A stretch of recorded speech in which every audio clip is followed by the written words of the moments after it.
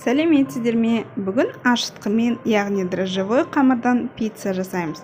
Бұрындары пицца жасағанда қатты болып, гіртілдеп қалатын. Осы рецептпен жасағалы жұмсақ, сириядағындай қамырмен иісі мұрын жаратын пицца жасайтын болдым.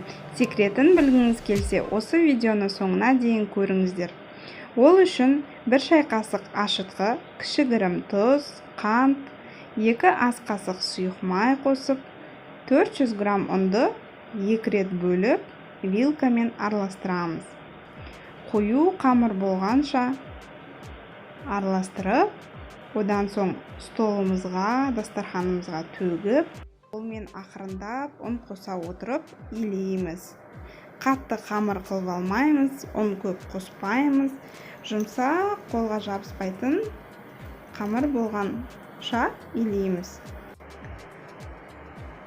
Ұнды көп алып кетпесін, байқаңыздар. Қолға жабыспайтын қамыр болғанда илеуді тоқтатамыз да, 2 ас қасық сұйық май қосып,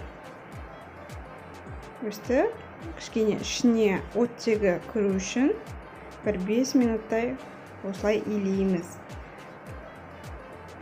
Қолымызға жабыспайтын қамыр болады. Осындай жұмсақ, нәзік, үлпілдеп тұратын қамыр болу керек. Қатты қылып алмаңыздар. Сол кезде дайын пиццамыз жұмсақ болып шығады. Арнайы ыдысымызға салып, бетін жауып, жылы жерге орап 1 сағаттай уақытқа қоямыз. 1 сағаттан соң осылайынан 1 есе қамырымыз көтерілді, жұмсақ болды.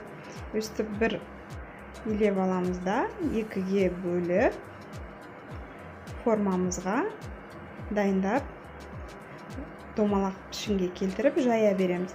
Немесе осы тестаны, қамырды холодильникке, тоңазытқышқа қойып, келесі күні жасасаңыздар болады. 1 күн тұрса, тесто қамыр одан ары тынып, жақсы болады. Осы мөлшердегі ұнмен менде 2 пиццаға қамыр шықты. Біреуін қазір жасап, екіншісін ертеңге қойып қойдым. Немесе екеуін бірге жасасаңыздар болады.